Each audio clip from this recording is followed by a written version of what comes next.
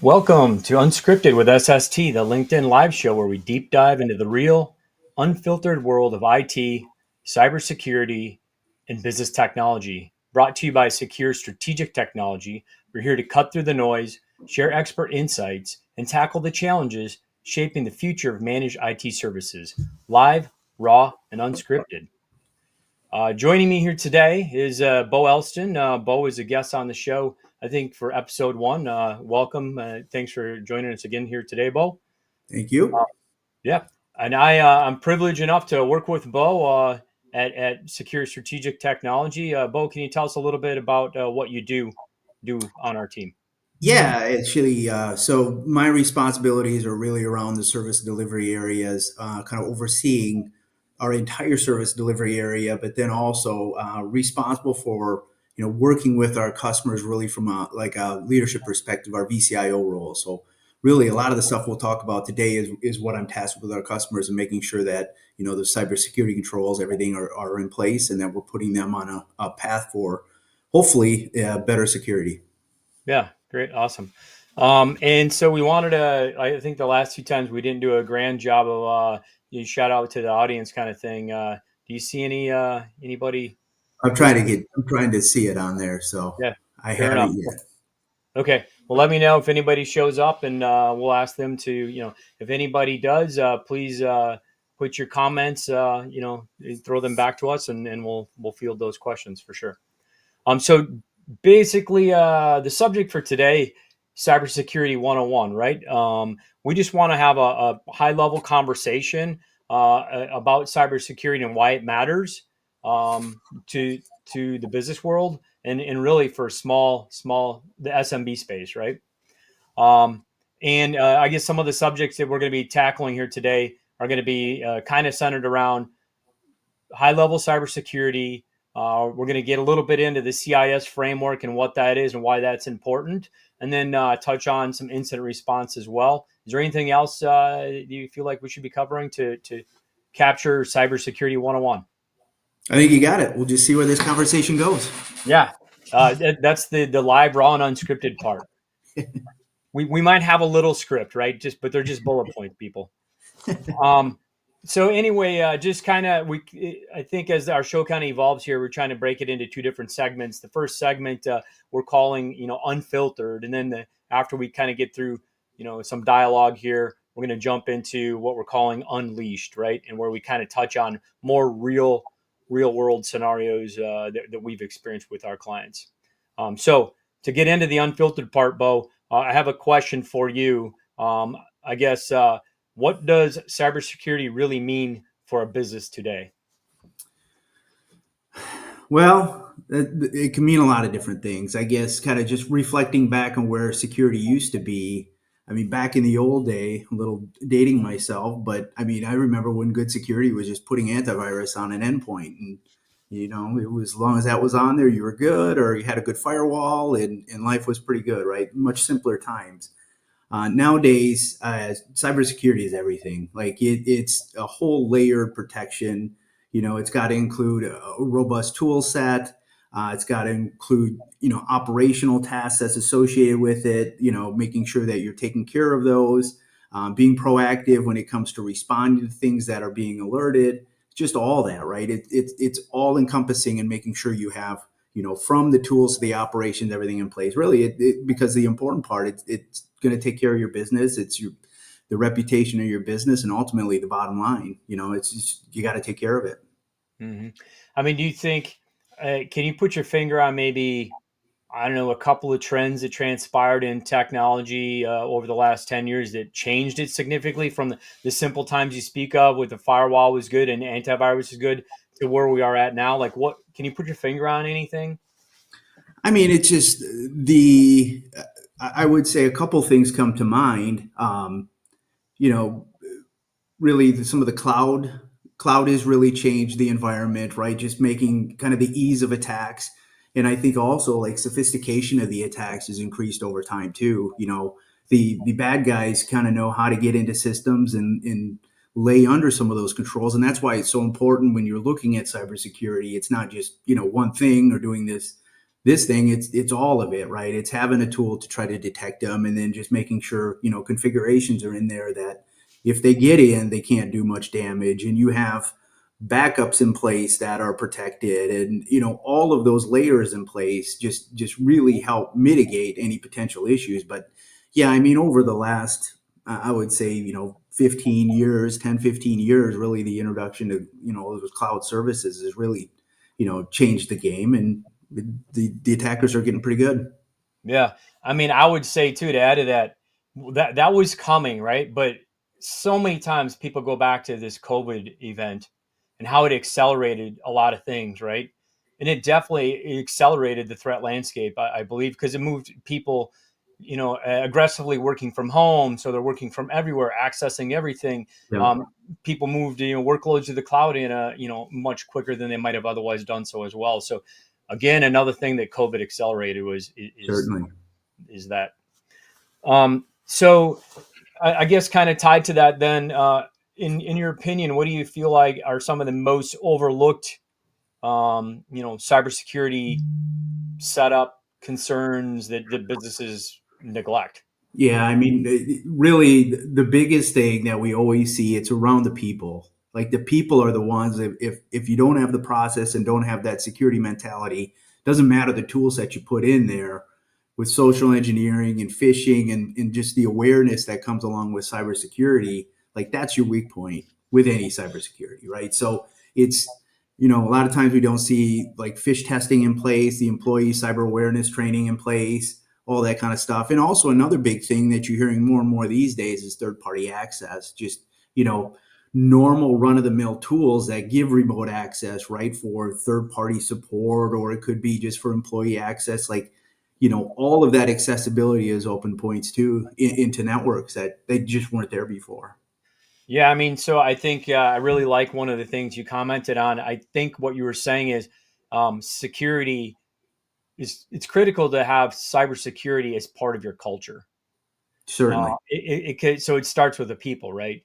I mean, all of the tools and technology in the world aren't going to make your organization more secure if your people don't know how to use the tools properly, if they don't have security front of mind, if you don't have it built into the fabric of your organization. I mean, and that's a big shift for a lot of companies, don't you think? Oh, absolutely.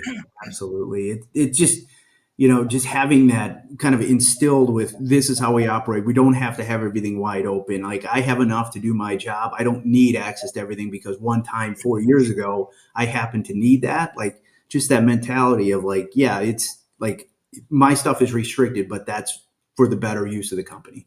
hmm So access, right? I mean, Mhm. who has access to what data? I mean, it is kind of a laborious process to map all that out and make sure that you have it in place and continually monitoring that. But with the advent of the cloud that we just talked about, super, I think more important now, right? Because you're talking about data sets that are internal, external, maybe both.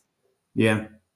Yeah. So, And what we see a lot too is just like these systems just evolve over time, right? So you set it up years ago, and the business starts operating, and if you don't have anybody there, kind of helping guide and circle back and look at that configuration, you just build on it. Oh, next person gets more access, and the next person gets more access, and data gets spread around, and these systems get consolidated, and you just have all these like risk points throughout your environment, and nobody even thinks twice about them because you're just running your business, right? So it's that stuff just kind of gets lost in the shuffle, and all of a sudden you just don't understand what's sitting out there, right? And in the potential issues that you have because we're just running a business, we're using technology. mhm. Yeah, it's kind of things are growing and expanding, and you're using the technology, you're probably more efficient because you're changing your processes, but you never really take a look at why and how you're using things, and making changes there. And I think that's actually a really good segue into this CIS controls framework discussion for our audience. I mean, because you and I both very, very strongly believe in cybersecurity frameworks, trying Mhm. to implement that into your organization, and making sure you're continuously evolving, everything within your company to that framework, Yeah. really injecting that information security practice into your business, right? Yeah. Super important for what we do for ourselves and for our customers, Can you give our audience a little bit of a primer on what the CIS framework is? Or why? Sure, I'll give a little bit. So it's really an operational framework that's in place. It's kind of broken down, and there's 18 different controls, and kind of those are areas of IT. And with each of those, then they're kind of broken down into they have safeguards in each one of those, and those are the actions that should be taken to lower the risk of potentially something bad happening.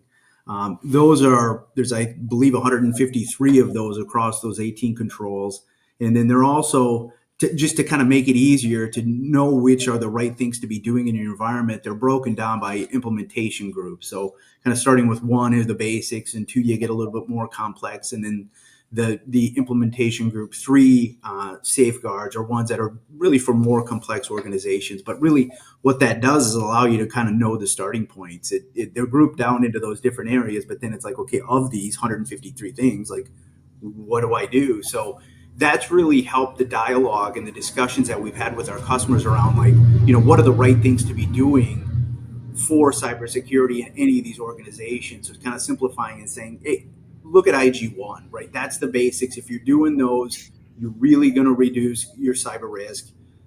What can we do to put those in place? And like when you're looking at those, sometimes they're tools, sometimes they're processes, sometimes they're a little bit of both, but that's the starting point. And using a framework allows you, like, nobody can really know the right things to do. So these are groups that kind of came together with a lot of different minds from real deep security professionals and others that are with technical backgrounds, and kind of like, okay, what are the right things to be doing, and just leverage their collective knowledge to know, like, yeah, this is the stuff that we should be doing.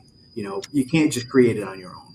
Yeah, I mean, I think for us and for our clients, the CIS framework has definitely made an information security practice way more accessible. Do you agree with that? Mm-hmm. Yeah, I I mean, do. I mean, it's simplified it, right? Those discussions, we were using like the CSF framework, and there's been HIPAA around, like, with some guidelines, but they're just really vague. And so the nice part about CIS is they're a lot more concise, that where it's you haven't needed to have a technical background necessarily to have this stuff make sense. And so that's where it's really just helped be a little bit more tangible, and like these actionable things, like it's simplified it. Like, cybersecurity can never be easy, but it can simplify it a little bit, so like, yeah, these are some of the things that we should be putting in place. And the other thing you're seeing a lot now at times with tools these days is the vendors themselves around these security tools, and not necessarily even like security related tools, but just like tech products in general. They're looking at how they line up to those safeguards too, so you can find documentation like, yeah, this supports safeguard 7.2 and 10.1, so you kind of know, oh yeah, see, these products will help me meet that safeguard, because when they're designing those products or putting those whatever it is in place, they're thinking of like, what is the right thing to do as well. So that just helps the whole landscape get more secure. hmm yeah. Um, what about, so kind of related, so just kind of transitioning into the next subject matter here. Part of comprehensive CIS framework implementation is incident response. So we again, like if you are in technology, if you're in a technology role within an organization, or if you're in the industry, none of this stuff is new to you, and you may know more about it than Bo or myself even.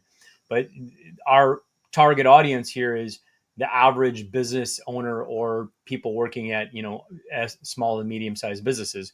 Mhm. These things are not talked about a lot, and so that's why we bring these. That's why we're bringing these subjects to matter here. But tell us a little bit about incident response. What is it? Why is it important? Maybe explain. Maybe bring in right of boom too. I don't like that. I'll That's let you talk about that part. That's okay. one of your favorite terms. But the incident response is basically what you take, when something happens, right? If a cyber event happens, like, how do you address it? Like, what is your response directly thereafter? And it's really important to have a plan before the bad stuff happens. Like, really, bad stuff is going to happen, right? It happens all, and it's just like kind of the level of severity is really what we're trying to control because it's just out there. So when you're looking at these incident response plans, it's when these things come up, knowing what that next step is. Who do you need to communicate with? Like, how do we handle this? What's the group that needs to be part of it? So you're not thinking on the fly and delaying the response to these incidents because timeliness does matter responding to these cyber incidents, right? The quicker and the more clean that initial response is, potentially being able to mitigate, lateral spread and having like a really big disaster Mm-hmm. because you knew what to do that next step and to isolate and do this and engage somebody and like, or you have a tool that can just do some of this stuff automatically, but just knowing what that is really, really helps, when those bad things happen. I know you were going to say something. Well, it's just a matter of, it's not a matter of if, it's a matter of when, right? So we want to be, is Uber prepared before? So an event is in the middle, left of boom is before the event, right of boom is after the event. This is I think, terms pulled out of the military.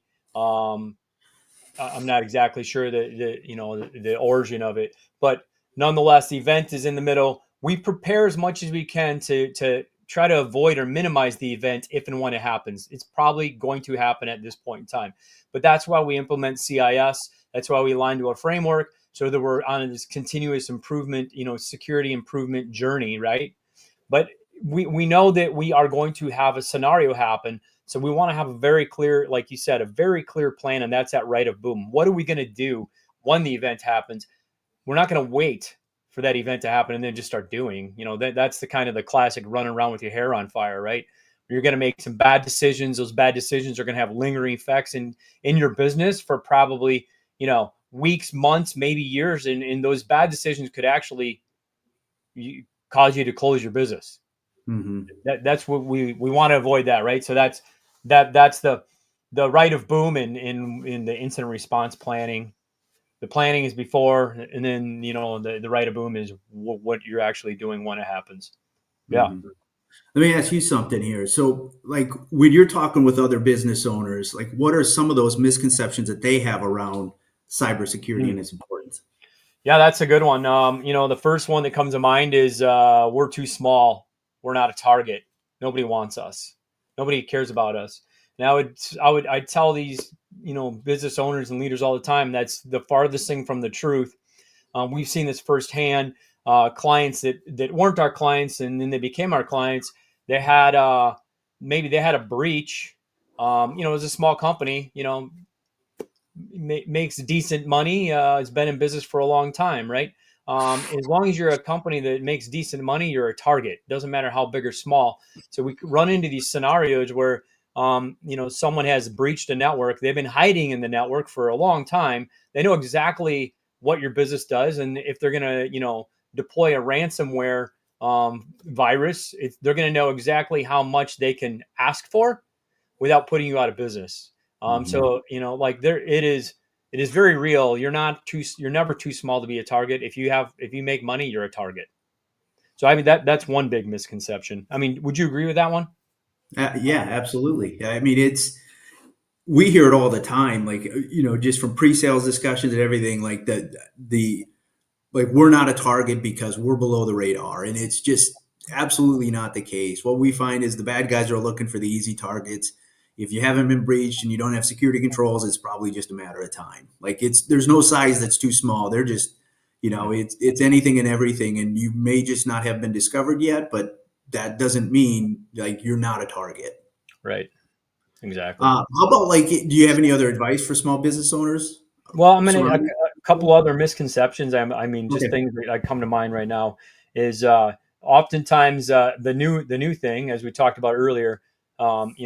Migration to the cloud is happening, right? So people feel like they have increased security just by moving workloads to the cloud, and it's absolutely not the truth. That your vulnerabilities are just different, right? You still Mhm. have to. It's still the mapping of who's accessing what data and when. Uh, it's probably it gives this false sense of security, really, when in reality is there are a lot of things within a cloud platform that you need to go enable to make it equally secure as where your data was when it was sitting inside your or behind your firewall. So we hear that a lot. I don't know. I mean, you could All the probably, time. Yeah, you hear this one where it's like, oh, it's protected with multi-factor, we're good to go. Like not necessarily the case. So just putting it out there and having that, it still needs to be configured. You still need to have monitoring on it. They still get in there even with multi-factor. mm-hmm. And then I guess the last thing that comes to mind is we can't afford cybersecurity. And I guess I'd end on you can't afford a breach. That's what you can't afford. Yeah. Like it's that. I mean, it's that simple because we don't want to be scaring people. Although sometimes the realities are scary, we don't want to scare people. We want to educate people, and it truly is. It's not a matter of if; it's a matter of when. So we need to be, we're very prudent of all this, right? You can't. You can afford a little bit of extra cybersecurity. You can ingest some new processes. You can put some new tools out there to improve your position significantly, and that's a way better scenario than being offline for 3 days, no production, and then having lingering effects for another 3 months to a year, not being able to recover some data. I mean, or what's the worst case scenario? You can't recover from the event. Yeah. So, well, how do they get started with that then? Like, if they got to have it, and it's not too much for these small businesses. They are at risk. Like, what Yeah, do they do? yeah. I When mean, you do, what do you do? so it's if I had to put my finger on one thing, it wouldn't be like implementing end user awareness training. That's one thing, right? Like that's super useful to your business and training your people, and putting in a more advanced endpoint detection and response platform, or like all these things are really good, but what they're really part of is back to this cybersecurity framework, right? The number one thing you can do as a business is start a journey with aligning yourself, your organization, to some kind of framework. That is the number one most important thing. I mean, and that's where people just struggle to see the importance of that, right? I mean, and it seems daunting.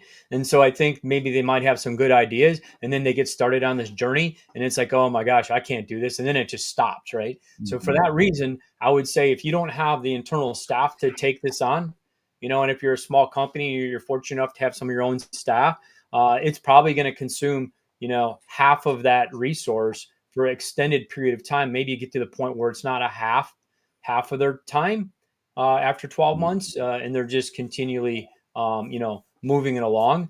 But if you don't have your own staff, you need to be leveraging somebody external to start you on this journey because it is that important. Do you agree with me? Oh, That's the absolutely. one You thing. know, That's the one thing. Yeah, but I want to speak to this, like the expense of it, right? That is something that's out there, right? Some tools, maybe you're probably going to want to do some investiture of tools, like of some level, like when you're really assessing.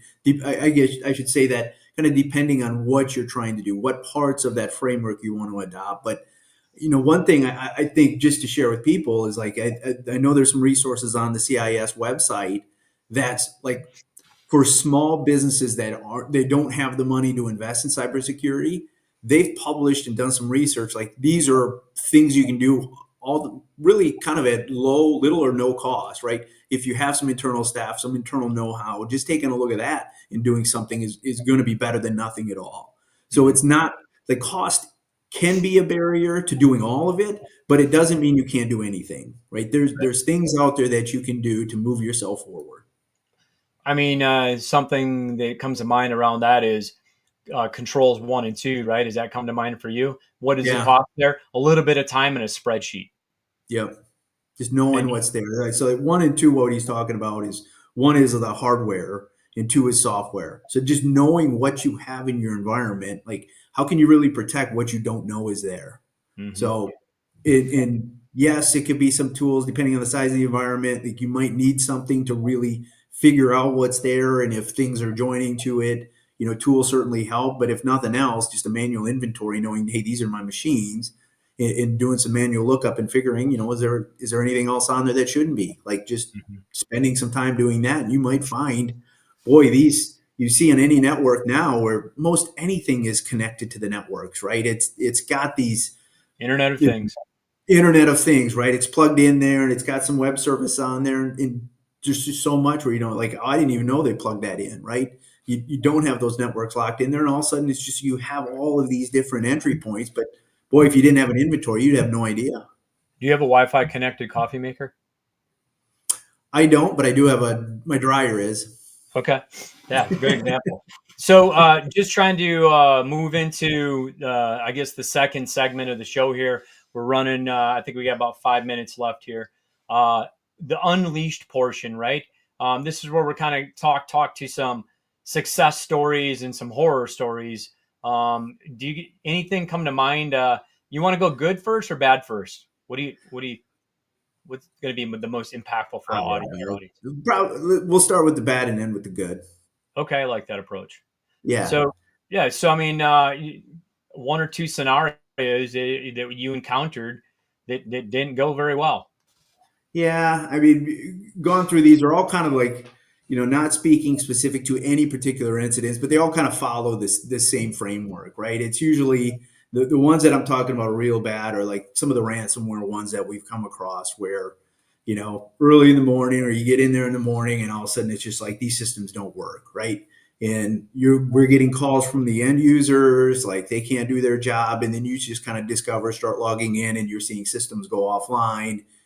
You're seeing like the ransomware files on there and all these encrypted files, and you just know like, oh, this is not going to be good.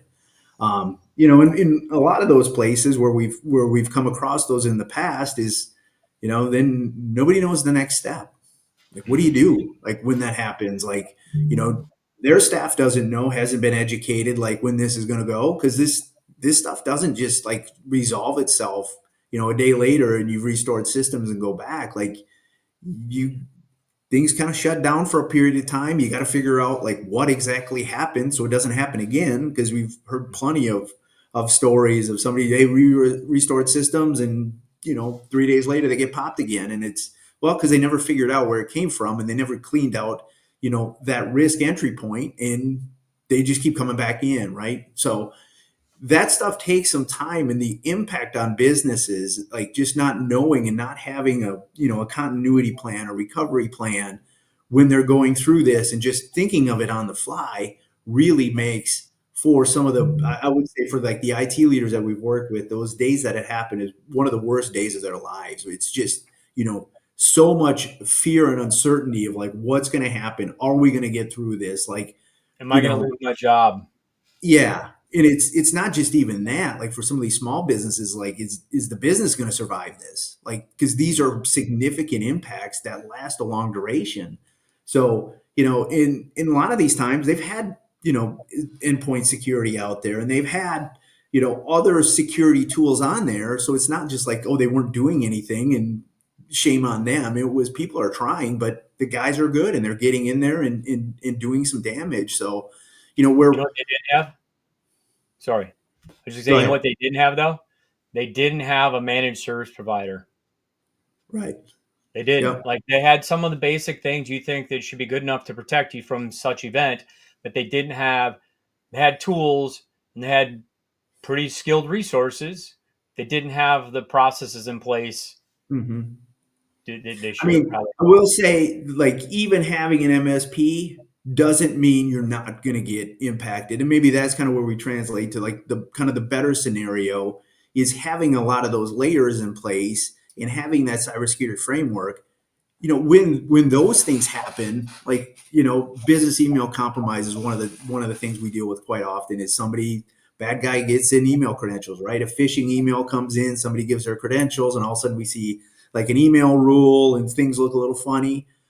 But the scenarios on those, like, hey, we know we got some alerting tools on there. Boom, right away, we're aware. Like this stuff looks unusual. We need to do something. And there's actions taken, like with the tool set that we have and having a SOC behind it. They're locking that down right away before they're in there and this stuff is happening for 1 day, 5 days, they're in there for 2 weeks. And by the way, that account also is an administrator of the tenant, so they're getting into there and doing the next thing. So, those having, you know, bad things are going to happen, but if you do as much of those things as you can, like when it does happen, it's much, much less impact, right? That's the benefit of having an MSP, benefit of using, a cybersecurity framework is just because, there's no scenario where just nothing bad is going to happen. You've done enough, and it just like you hear all the biggest tech companies in the world and all these, like they've been in our government. We know the government is spending tons of money on cybersecurity. It just happens, but like it's minimizing by doing all of these things. And then when it does happen, it's just like, well, it wasn't really, could have been worse. You hear that a lot. Could have been worse. You on that note, as we're getting to the end here, you had a couple of statistics that you felt like you wanted to share as well. I mean, did you want to Yeah. drop Yeah. some? So it was, just as far as like, the small and medium business, like 60% of those, like within the last year, have been reported as cyber attacks. So like those are the ones reported. And we know a lot of things. People probably aren't even noticing those as a cyber incident. And 40% of those lost crucial data as a result. And 60% of the small businesses that did have an incident are going out of business within 6 months. So this is a really big deal for small businesses. It's not something you can overlook. It just happens all the time. 95% of those are caused by human error.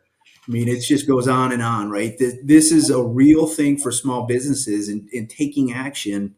Don't wait until something bad happens. Like those are the ones I would say, kind of too, circling back on the kind of the bad days for those companies that have those incidents, is those are usually the ones it takes a bad event to go and now take some action and start to do the right things. So that would be Unfortunately, kind of one positive, but it's gone through a lot of pain to move forward as well. yeah, awesome. Well, hey, Bo, we're out of time here today. Again, I appreciate you joining me here on Mhm. Unscripted with SST. For those listening, if today's conversation hit home, you're not alone. Most businesses underestimate their cyber risk until it's too late, like Bo said, but it's never too late to get ahead of it. So I would say cybersecurity isn't just about protection, it's about preparation. You got questions, we got strategy. Catch us on Unscripted with SST next time. Thank you.